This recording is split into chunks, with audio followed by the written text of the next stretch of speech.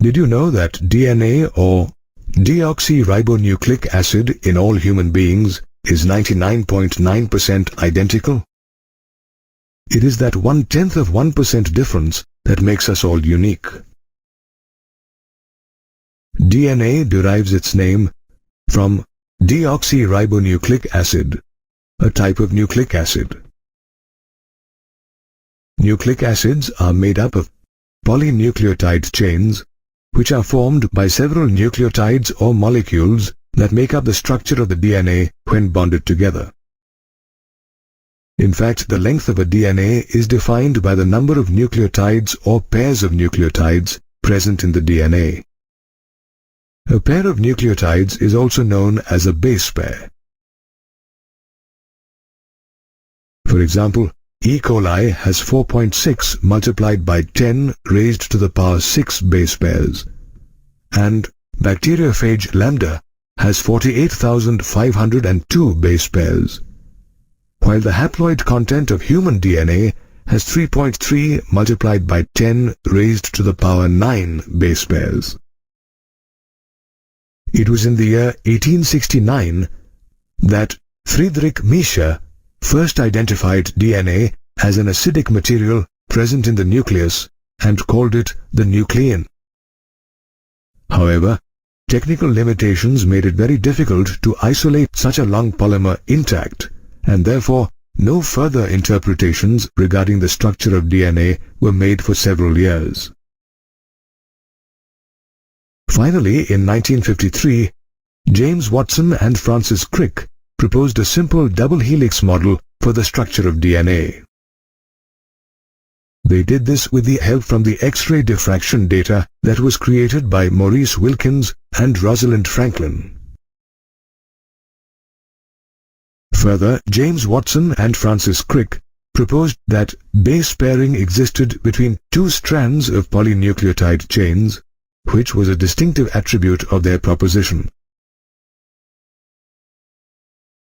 This proposition was based on the observations made by 𝙤𝙗𝙍𝙍, who found that the ratios between adenine and thymine and guanine and cytosine are constant and equal to 1 for a double-stranded DNA. In fact, due to base pairing, the polynucleotide chains possess a very unique property, that is, the strands of the base pairs are complementary to each other. Therefore, if we know the sequence of bases on one strand, it is possible to predict the sequence in the other. Moreover, when two strands of a parental DNA separate, each serves as a template for synthesis of a new daughter strand because of complementary base pairing, and the two double-stranded daughter DNA generated are identical to the parent DNA molecule. Thus, these discoveries provided a clearer picture to the genetic implications of the DNA structure, and soon the DNA double helix structure and its simplicity in explaining genetic implications became revolutionary. Let us now learn about the chemical structure of a polynucleotide chain present in the DNA double helix structure. The polynucleotide chain is made up of three components: a nitrogenous base, a phosphate group, and a pentose sugar, which is deoxyribose. Further, the nitrogenous base is of two types, purines and pyrimidines. The purines comprise adenine and guanine, while the pyrimidines comprise cytosine and thymine. Now, through an N-glycosidic linkage, a nitrogenous base is linked to the pentose sugar, forming a nucleoside, which can be guanosine or deoxyguanosine, adenosine or deoxyadenosine, uridine or deoxythymidine, and cytidine or deoxycytidine. Conversely, depending on the sugar present, a nucleotide or a deoxynucleotide is formed when a phosphate group is linked to 5'OH of a nucleoside through the phosphoester linkage. Also, a dinucleotide is formed when two nucleotides are linked through a 3'-5' phosphodiester linkage, and several such nucleotides can join similarly to form a polynucleotide chain. At one end of this chain is a free phosphate moiety at the 5' end of ribose sugar, which is called the 5' end of the polynucleotide chain. Similarly, at the other end of the chain is present a ribose with a free 3' OH group, which is called the 3' end of the polynucleotide chain. A salient feature of the double helix DNA structure is that it comprises two polynucleotide chains, the backbone of which is constituted by sugar phosphate with bases projecting inside. The double helix structure has several other salient features too. Its two polynucleotide chains have anti-parallel polarity. That is, if one chain has a polarity 5'3', the other has 3'5'. Moreover, the bases of the two DNA strands are paired with the help of hydrogen bonds forming base pairs. Adenine is bonded with thymine from the opposite strand with two hydrogen bonds and vice versa. Similarly, guanine is bonded with cytosine with 3 hydrogen bonds. Because of this structure, a purine always comes opposite to a pyrimidine, which results in a uniform distance being maintained between the two helix strands. Another salient feature of the helix structure is that the two chains are coiled in a right-handed fashion. Therefore, the pitch of the helix is 3.4 nanometers, and each turn consists of about 10 base pairs. As a result, the distance between a base pair and a helix is around 0.34 nanometers. Additionally, in a DNA double helix, the plane of one base pair stacks over the other, which, along with the hydrogen bonds, makes the helical structure very stable. The stable DNA helix structure allows it to be the genetic material that has instructions for the development and functioning of all known living organisms. Did you know that the length of a DNA or deoxyribonucleic acid double helix in a typical mammalian cell is about 2.2 meters? This length is obtained by multiplying the total number of base pairs present in the DNA double helix with the distance between two consecutive base pairs. Now, the total number of base pairs present in a DNA double helix in a typical mammalian cell is 6.6 multiplied by 10 raised to the power 9, and the distance between two consecutive base pairs is 0.34 nanometers, or 0.34 multiplied by 10 raised to the power minus 9 meters. By multiplying these two factors, we get the length of the DNA double helix as 2.2 meters. Have you wondered how such a long polymer is packaged within a typical nucleus with a dimension of about 10 raised to the power minus 6 meters? To understand this, let us learn about the packaging of a DNA double helix, which is different for both prokaryotes and eukaryotes. In prokaryotes such as E. coli, the nucleus is not very well defined. However, the negatively charged DNA is not scattered throughout the cell, but is arranged in large loops, is held together by a few positively charged proteins in a region known as the nucleoid. On the other hand, in eukaryotes, the manner in which a DNA double helix is packaged within the cell is more complex. Eukaryotes contain a single molecule of negatively charged DNA packaged around a spool of positively charged basic proteins known as histones. The charge in a protein is decided by the abundance of amino acid residues with charged side chains. Now in this case, the proteins are positively charged as the histones are rich in basic amino acid residues like lysines and arginines, which carry positive charges in their side chains. Furthermore, the histones are arranged to form a unit of 8 molecules known as the histone octamer. Now around the positively charged octamer, a negatively charged DNA molecule is wrapped to form a structure known as the nucleosome, which is held in place by the H1 histone. A typical nucleosome has around 200 base pairs of DNA helix, and the nucleosomes present in chromatin can be seen as a beads-on-string structure when observed under an electron microscope. It is the nucleosomes that make up the repeating unit in chromatin, the thread-like bodies present in nucleus. Now, the chromatin fibers are of two types, euchromatin and heterochromatin. In a typical nucleus, euchromatin fibers of 30 to 80 nanometers in diameter are loosely packed and stain light. On the other hand, heterochromatin fibers of about 300 nanometers in diameter are more densely packed and stain dark.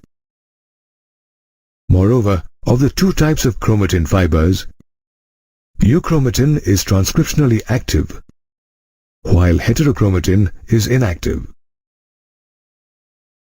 These chromatin fibers coil further and condense to form short and thick bodies called chromosomes during the metaphase stage of cell division.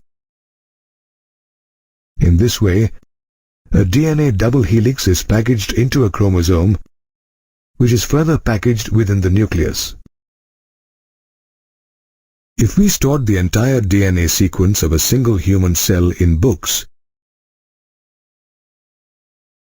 we would have 3,300 books,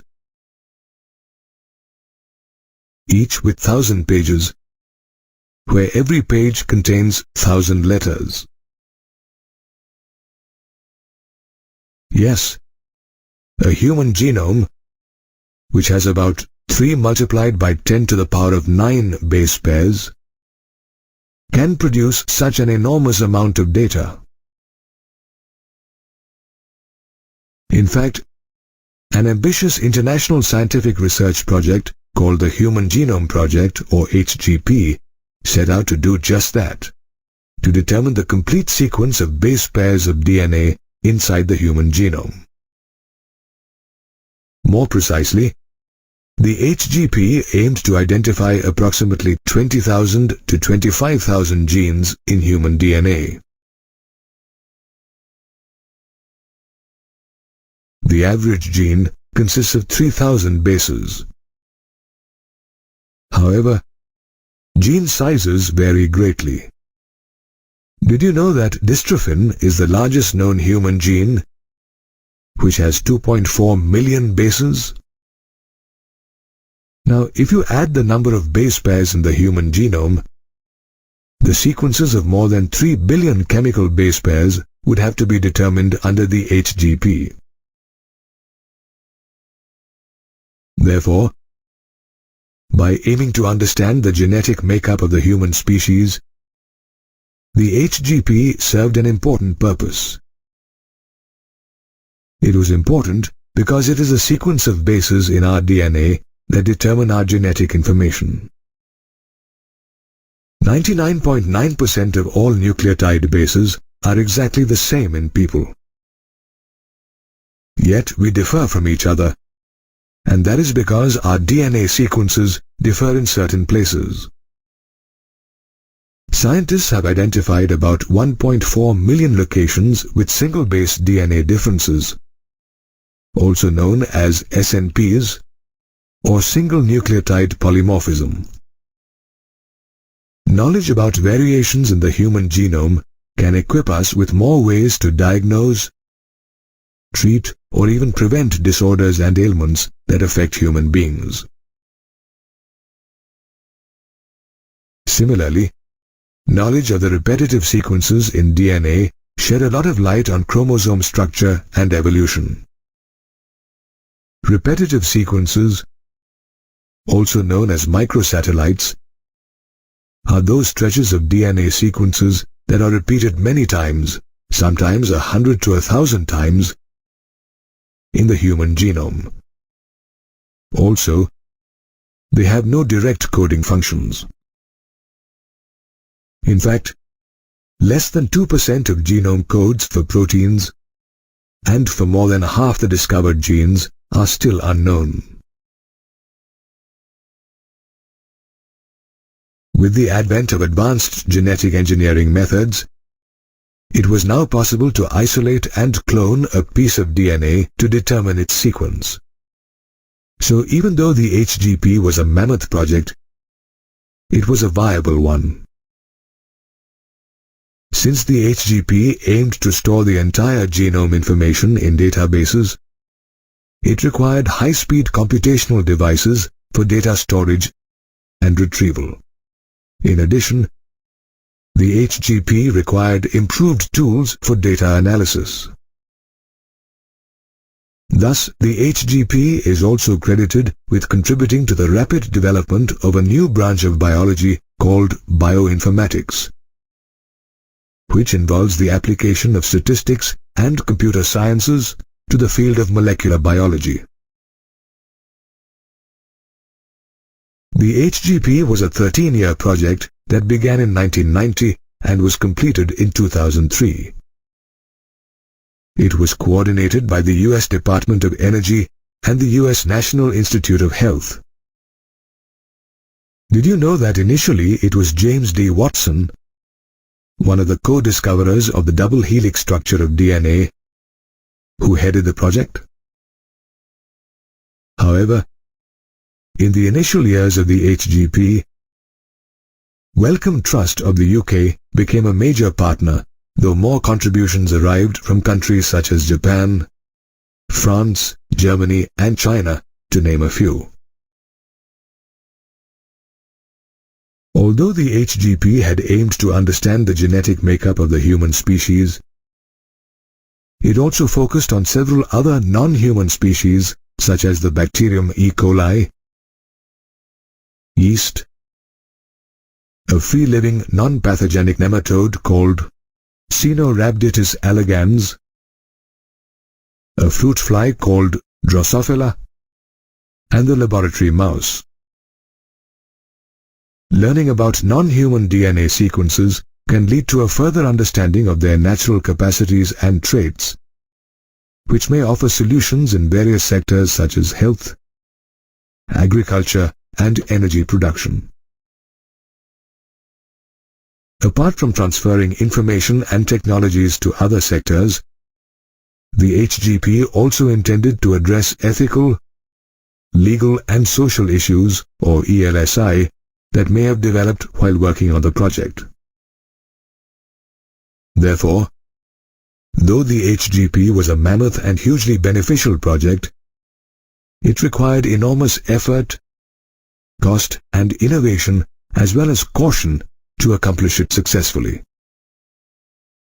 In 1869, Friedrich Miescher isolated an acidic material from the nucleus of a cell and called it nuclein, now known as nucleic acids. Also around the same time, Gregor Mendel proposed the principles of inheritance. In fact, Gregor Mendel, Thomas Hunt Morgan, Walter Sutton, and numerous other scientists had narrowed their search for genetic material to chromosomes.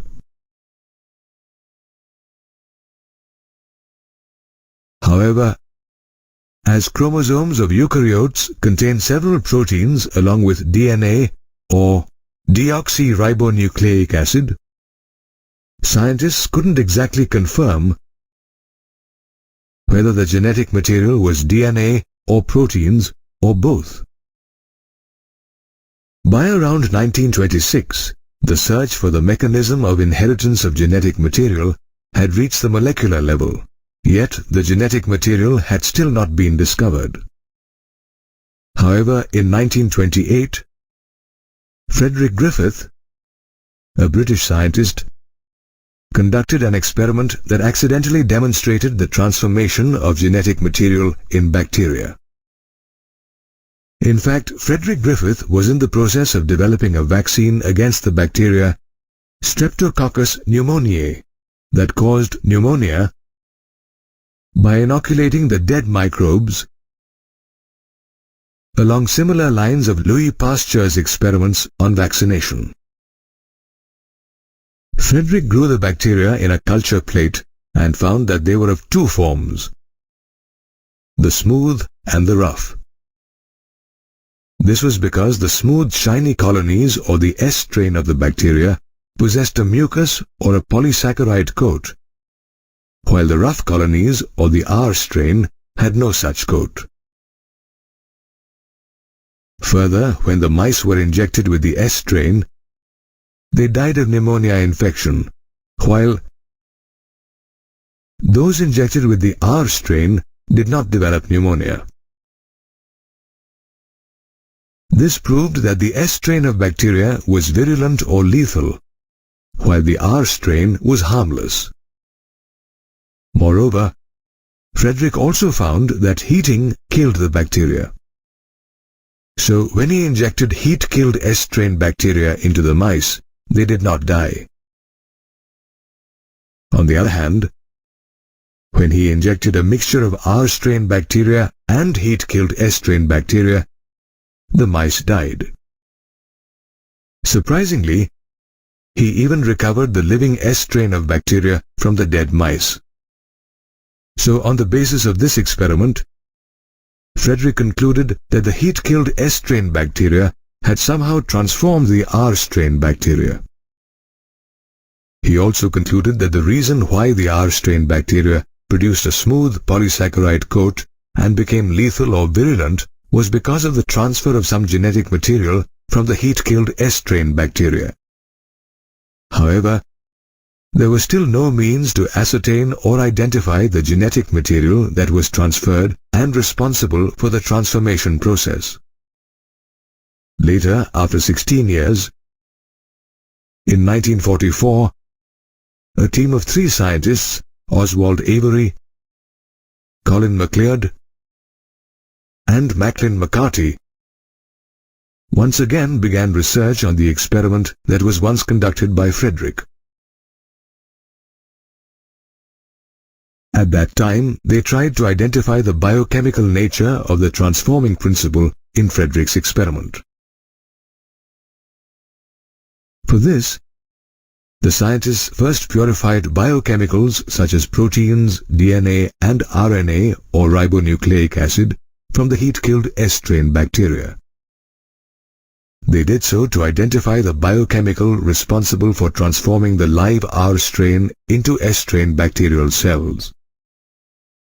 Through their experiments, they discovered that it was the DNA from the S strain bacteria that had transformed the R strain bacteria. They also found that digestion of the DNA of heat-killed S strain with DNase inhibited transformation. Further, the scientists also discovered that addition of proteases or protein-digesting enzymes and RNases or RNA-digesting enzymes did not affect the transformation. This led to the conclusion that proteins or RNA were not transforming substances and implied that DNA was the cause for the transformation. Thus, through their experiments, Oswald Avery, Colin MacLeod, and Macklin McCarty concluded that DNA is the hereditary material in most living organisms.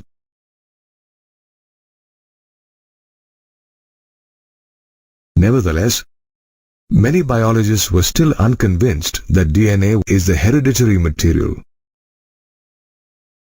and so the search for genetic material continued for several years and was concluded with the discovery of DNA. Once it was proved that DNA was the primary genetic material in the living system, it was natural to conclude that DNA replicates as a molecule, qualifies as genetic material only if it replicates. Scientists Watson and Crick, who in 1953 had proved that DNA had a double helical structure, had also suggested a probable scheme for the replication of DNA. According to their proposed scheme, the two strands separated and acted as a template for the synthesis of two new complementary strands. After the replication process was completed, each DNA molecule would end up with one parental strand and one newly synthesized strand. That is why this DNA replication scheme was referred to as semi-conservative. In 1958, to find conclusive evidence for this scheme of semi-conservative DNA replication, experiments were conducted by scientists Matthew Meselson and Franklin Stahl on bacteria Escherichia coli or E. coli, a bacteria that divides every 20 minutes. Meselson and Stahl grew E. coli in a medium that had NH4Cl15 isotope as the only nitrogen source. N15 isotope is a heavy isotope of nitrogen, but it is not radioactive. Many generations of E. coli were bred in the same medium, which was not too hard to achieve since a new E. coli generation arrived every 20 minutes. As a result, newly synthesized DNA too had the N15 isotope as a constituent of purines and pyrimidines. This new heavy DNA molecule was distinguished from normal DNA by virtue of its high density while being extracted via centrifugation in a cesium chloride or CsCl density gradient. Later, E. coli cells were transferred into a medium with normal NH4Cl14 isotope.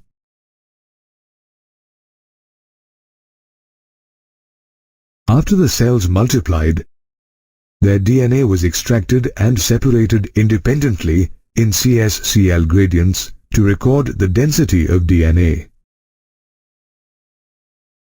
It turned out that DNA extracted from the first progeny of E. coli after the transfer from the N15 isotope to the N14 isotope medium had an intermediate density.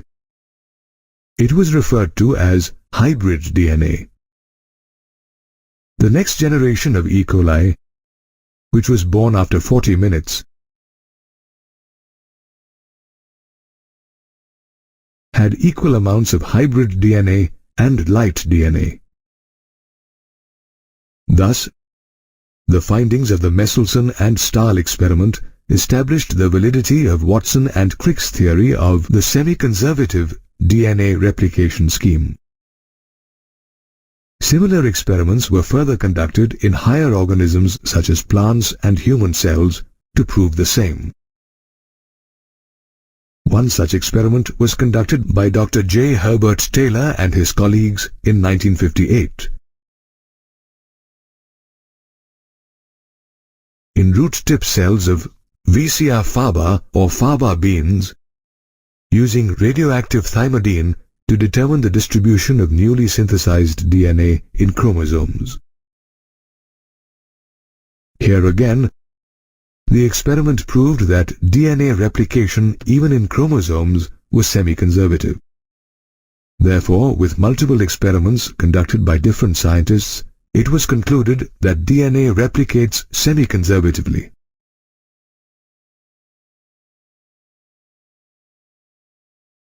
DNA replication is a fundamental process that all living organisms undergo to copy their DNA.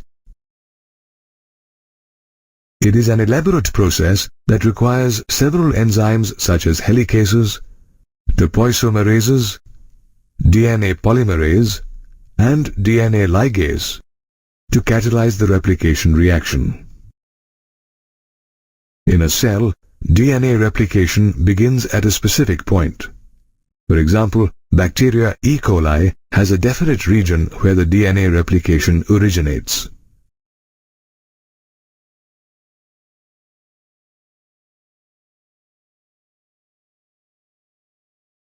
Such a region is known as the origin of replication. This is also the reason why a vector is required when a piece of DNA needs to be replicated during recombinant DNA procedures, as it is the vector that provides the origin of replication.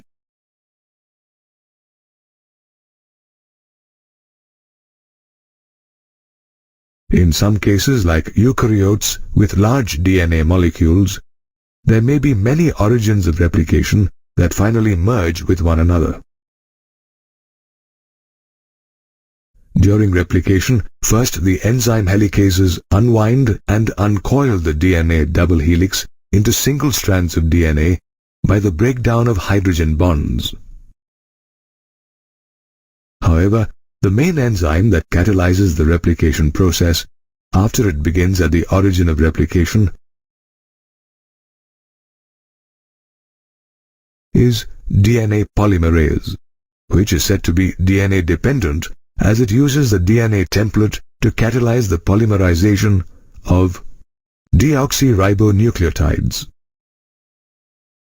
The DNA replication process requires a high degree of accuracy because any error during replication will result in mutations.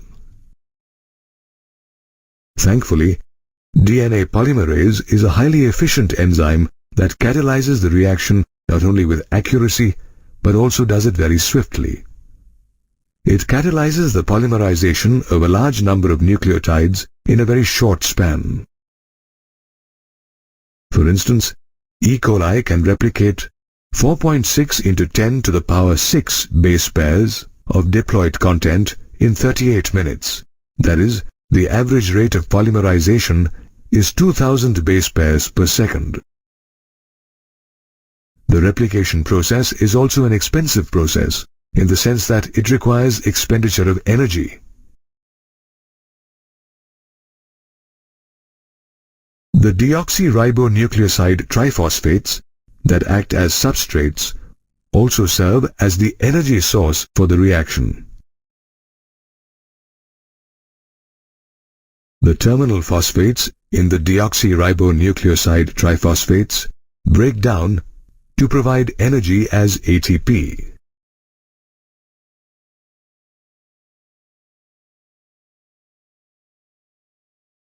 Due to the high energy requirement, two DNA strands do not always separate completely, especially in the case of long DNA molecules. However, to facilitate the separation of a DNA helix, the enzyme topoisomerase cuts and rejoins one strand of DNA. This then unzips the double-stranded DNA. As a result, replication bubbles are formed that extend as a Y-shaped replication fork. This replication fork is actually a small opening in the DNA helix where replication occurs. However, there is a small catch. The DNA-dependent DNA polymerase enzyme can catalyze the replication reaction in only one direction, 5' to 3'. This causes additional complications. Replication on one template strand that has 3' to 5' polarity, also known as the leading strand, is continuous, whereas replication on the other template strand with 5' to 3', also referred to as the lagging strand, is discontinuous. These discontinuously replicated fragments, also known as Okazaki fragments, are then joined by the enzyme DNA ligase. Further, cellular proofreading mechanisms ensure the fidelity of DNA replication. In case wrong bases are entered into the helix of DNA by mutation, the enzyme nuclease can identify and correct them. They cut off the defective segment of DNA and introduce the correct segment, which is then joined by the enzyme DNA ligase. However, scientists are still to understand all the aspects of DNA replication. Although it is a known fact that replication of DNA in eukaryotes takes place in the synthesis phase of the cell cycle. The cell cycle too needs to be coordinated with the replication process, or a chromosome anomaly may occur. For example, a failure in cell division after DNA replication results in an inheritance disorder as polyploidy. Therefore, the process of DNA replication, which is the basis of biological inheritance, is conducted with accuracy with the help of various enzymes in a determined manner. Proteins play a pivotal role in the proper functioning of any organism. The synthesis of proteins occurs in the cell in two phases, namely transcription and translation. Transcription takes place in the nucleus, where the DNA acts as a template for the synthesis of messenger RNA. It is a process by which genetic information in DNA is transferred to a molecule of messenger RNA. It is governed by the principle of complementarity, with one exception, that adenine now forms base pair with uracil instead of thymine. Messenger RNA carries the genetic information to the cytoplasm for protein synthesis, and hence it gets the name messenger. The transcription process is different from DNA replication. In replication, the total DNA of an organism gets duplicated, while in transcription, only one DNA strand gets copied into RNA. In case both DNA strands act as templates in transcription, two types of proteins will be produced. One with the correct sequence and the other with the reverse sequence of amino acids. Moreover, the simultaneously produced RNA molecules would become complementary to each other and will form double-stranded RNA. As a result, RNA will not get translated into protein and the process of transcription will get nullified. However, such an occurrence is quite rare. The segment of DNA which takes part in the transcription process is called the transcription unit, and it encodes for at least one gene. Let's understand the transcription unit in detail. It consists of three main regions, namely the promoter, the structural gene, and the terminator. The promoter is the starting point of the transcription process and is present upstream at the 5' end of the structural gene. In the promoter, there is a binding site for RNA polymerase, which moves along the DNA strand from 3' to 5' direction. With the help of RNA polymerase, the promoter can code for the two strands of the DNA helix.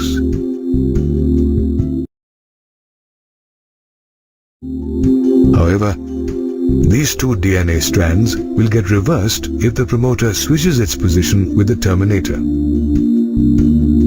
The next part of the transcription unit is the structural gene, which consists of two DNA strands having opposite polarity. The strand with the 3' to 5' polarity acts as a template and is called the template strand, while the DNA strand, which has 5' to 3' polarity, is known as the coding strand and is displaced during transcription. The sequence of this strand is the same as that of RNA, except that thymine exists in place of uracil. The structural gene can be defined in terms of a cistron or segment of DNA that codes for a polypeptide. The structural gene in a transcription unit can be either monocistronic or polycistronic. A monocistronic structural gene contains the genetic information to translate only a single protein and is found in eukaryotes. On the other hand, a polycistronic structural gene carries the information of several genes which can be translated into several proteins. It is found in prokaryotes. The monocistronic structural gene has a split gene arrangement, where sequences called introns and exons are present. However, in this gene arrangement, only the exons act as coding sequences. The process of transcription helps remove introns and joins exons as functional messenger RNA.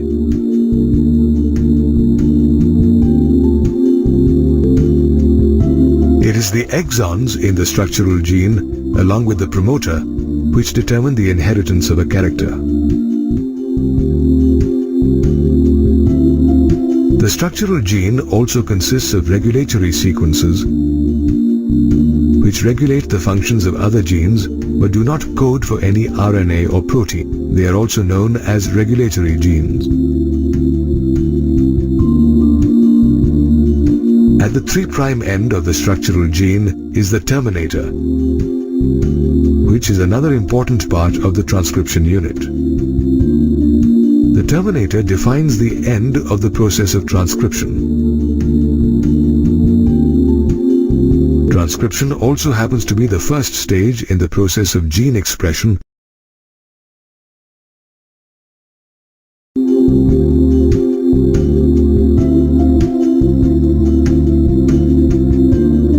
As it helps in the transcription of a gene into messenger RNA and encodes for a protein.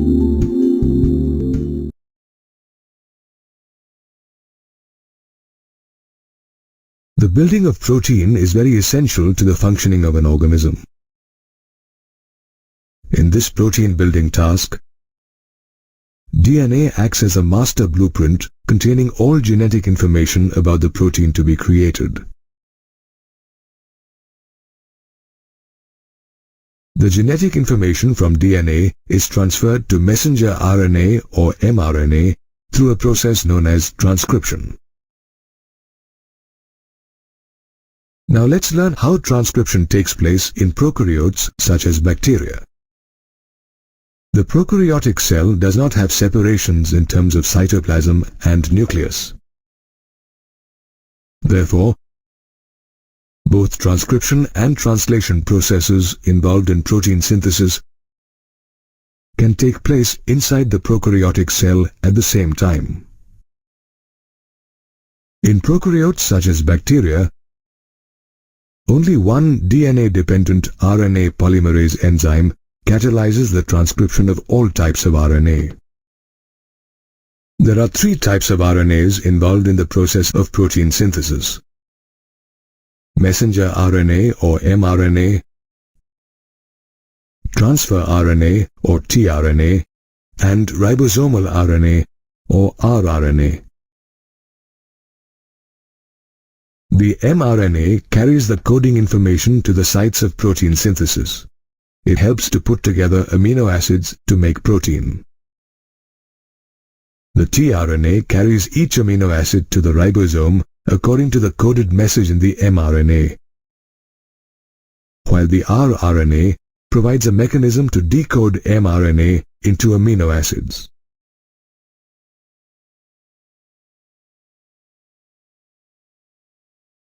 Transcription, the first process in protein synthesis, occurs in 3 stages: initiation, chain elongation, and termination.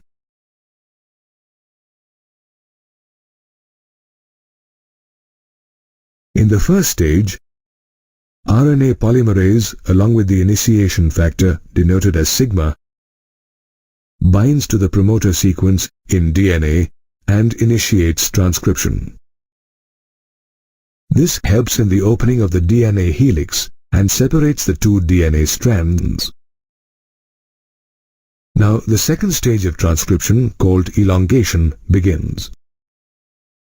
In this stage, the RNA polymerase builds a strand of RNA using one of the DNA strands as a template. RNA polymerase uses nucleoside triphosphates as substrates and polymerizes using the law of complementarity. This RNA chain growth takes place in 5' to 3' direction. After chain elongation commences, the sigma factor dissociates from the RNA polymerase and can be reused. The final stage of transcription is termination, in which the polymerase, along with termination factor represented by Rho, reaches the terminator region, and newly created mRNA fall off along with the enzyme. This marks the end of prokaryotic transcription.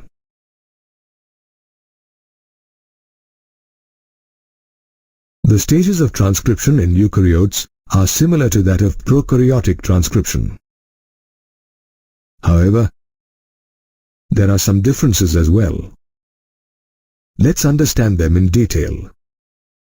Unlike prokaryotic transcription, which occurs in cytoplasm transcription, in eukaryotes, transcription occurs in the nucleus. There is only one RNA polymerase in prokaryotic transcription. However, eukaryotic transcription involves at least 3 RNA polymerases. The RNA polymerase 1 transcribes various rRNAs.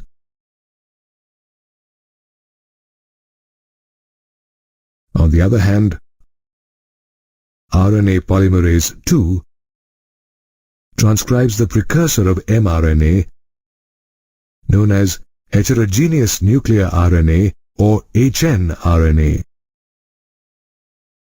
RNA polymerase 3 is responsible for the transcription of tRNA, 5' subunit ribosomal RNA or 5SR RNA, and small nuclear RNA or snRNA. The processing of hnRNA marks another major difference between prokaryotic and eukaryotic transcription. The mRNA in prokaryotes does not require any processing. However, in eukaryotes, the hnRNA is inactive. Since it has a split gene arrangement with exons and introns,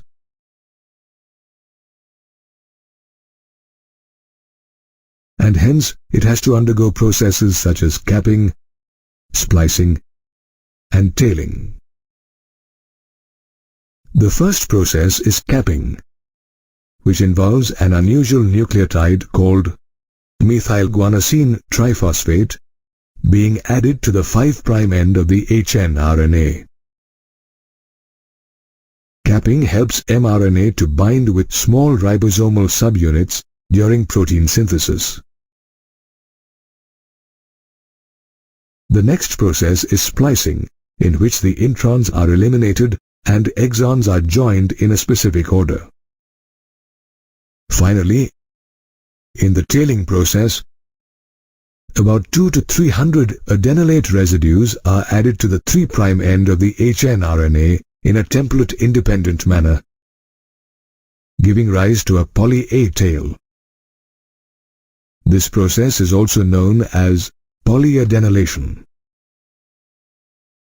After these processes, the hnRNA becomes mRNA and the transcription process ends. The mRNA can now be transported out of the nucleus and further used for the process of protein synthesis during translation. In 1962, James Watson and Francis Crick won the Nobel Prize for Medicine for deciphering the structure of DNA, the molecule that contains an organism's genetic blueprint. Through experiments, Watson and Crick had revealed that DNA was a double helix polynucleotide molecule, with each nucleotide consisting of the deoxyribose sugar, phosphoric acid, and nitrogenous bases adenine, guanine, cytosine, and thymine that are commonly called nucleotides. After the DNA structure was revealed, these scientists got busy finding an answer to the next question: how the nucleotides get converted into amino acids that synthesized proteins, the building blocks of life. These scientists already knew that DNA directs RNA synthesis, which in turn acts as a template in the synthesis of protein. They therefore suspected the presence of a genetic code, a set of rules in a gene that instructs a cell on how to synthesize a particular amino acid from the nucleotides of an RNA strand.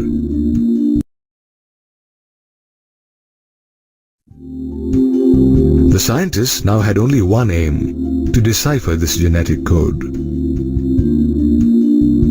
𝙁𝙤𝙇𝙇, a Russian physicist, was the first to achieve some success in deciphering the code. He initially suggested that since the mRNA strand consists of only 4 types of nucleotides that code for the 20 amino acids in the human body, they need to combine to form a particular code. Through mathematical formulae, Gamow then proved that a permutation and combination of 3 nucleotides would be sufficient to make up a specific code for each of the 20 amino acids. The logic behind Gamow's postulation was easy to see. A single nucleotide, for instance, would code only 4 amino acids. Likewise, the combination and permutation of 2 nucleotides would result in codes for only 16 amino acids. However, the combination and permutation between 3 nucleotides would code for 64 amino acids, a little more than required. But nonetheless, Gamow stuck to his postulation.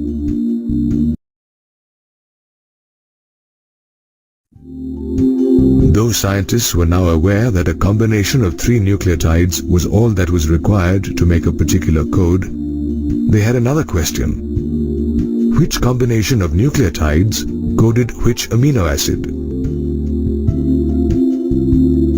The answer to these questions came from research scientists Marshall Nirenberg and Heinrich Mattei.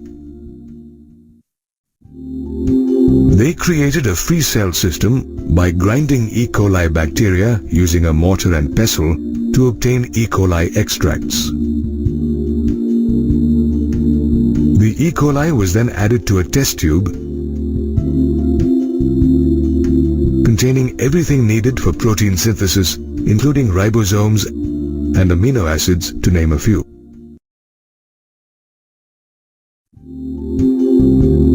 However, the test tube lacked an mRNA, without which protein synthesis was not possible. The scientists then added artificially synthesized mRNA consisting of only one base, uracil, in the free cell system. The E. coli extract in the free cell system was now able to produce a protein chain made of one repeating amino acid, phenylalanine, with the help of the Severo-Ochoa enzyme called polynucleotide phosphorylase that was present in the extract. This suggested triplet UUU codes for the amino acid phenylalanine. Nirenberg and Mattei had finally cracked the genetic code for at least one amino acid. Subsequently, 𝙁𝙁𝙊𝙃 Khorana formulated a chemical method to produce well-defined nucleic acids, long strands of RNA with every nucleotide in the exact position.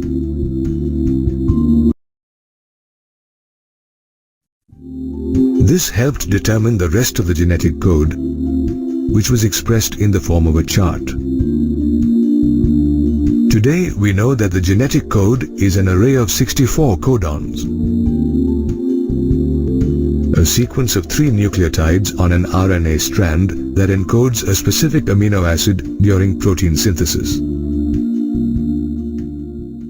Of the 64 codons, 3 codons UAA, also called ochre, UAG, also called amber, and UGA, also called opal, act as a stop codon, which means they terminate the translation process and as such don't code any amino acid.